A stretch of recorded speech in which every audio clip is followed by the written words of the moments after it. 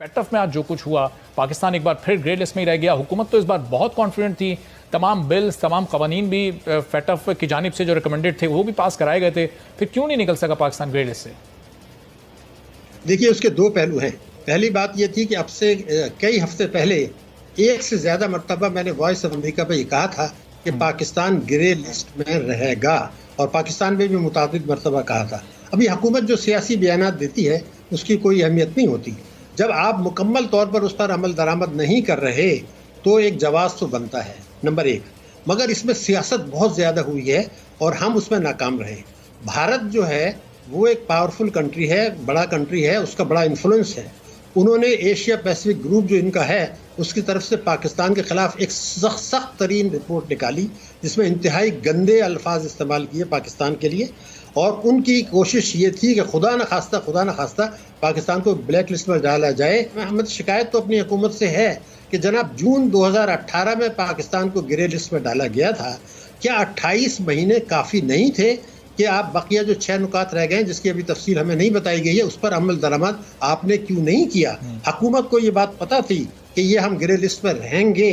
अब वो सियासी बयान देते रहे। जैसे मैंने कहा कि मैंने तो मुताबिक मरतबा लिखा भी है, अखबारात में भी आया, चैनल्स पर भी आया, इंटरनेशनल मीडिया में भी कहा कि हम एक्सटेंड हो जाएंगे, लेकिन भारत नाकाम होगा कि वो हमें ब्लैक लिस्ट पर डाल दे। एक तो ये चीज़ है। दूसरे कि इसमें हम कितनी परेशानी की कोई बात नहीं है। अगर उन्होंने एक्सटेंड कर दिया है तो कोई पाकिस्तान कोई छोटा मुल्क नहीं है, ना ऐसा कोई कमज़ोर मुल्क नहीं है, कोई बड़ा फ़र्क नहीं पड़ने वाला। IMF भी हमें कर्जे दे रहा है, वर्ल्ड बैंक भी दे रहा है, सरमायाकारी भी जो थोड़ी बहुत है वो आ रही है, कोई बड़ा फ़र्क नहीं पड़ रहा है। हम उस झटके को संभालने की पूरी सलाहियत रखते हैं। देखिए, इसमें मैंने जैसे आपसे कहा ना कि हमारी भी अपने लॉबिंग हम करते नहीं हैं। अभी आपने 4-5 दिन पहले खबर पढ़ी होगी, हुकूमत पाकिस्तान ने एक फर्म हायर किया अमेरिका में लॉबिंग करने के लिए ट्रंप एडमिनिस्ट्रेशन को कि पाकिस्तान को ग्रे लिस्ट से निकाला जाए। अब यह काम तो बहुत पहले करने का था ना।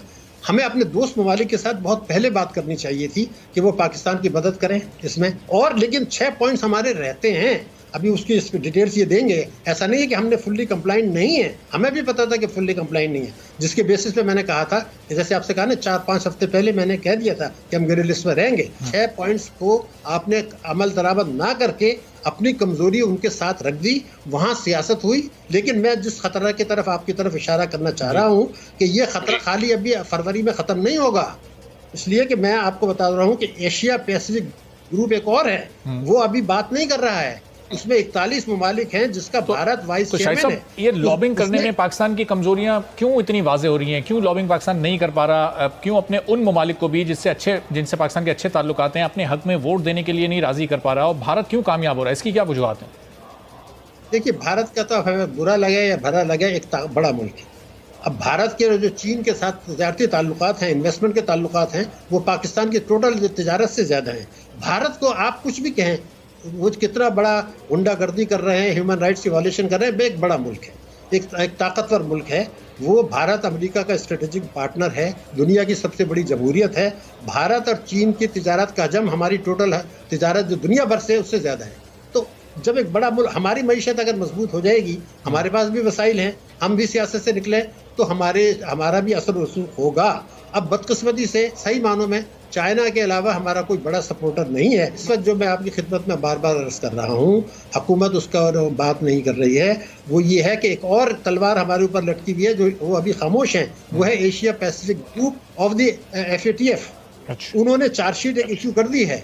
अब वो किसी वक्त भी वो ये चाह रहे हैं कि ये जब फरवरी आ जाएगा और ये हमने कंप्लाइंस कर लेंगे तो उस वक्त या उसके बाद जो है वो ये मसला दोबारा उठाएंगे कि आपके ऊपर ये चार्जेस हैं। हुकूमत को उनकी तफसील पता है, हुकूमत खामोश है, पब्लिकली कौम को नहीं बता रहे कि ये फरवरी 2021 में FATF तो मान जाए शायद अगर हमने कर लिया जी।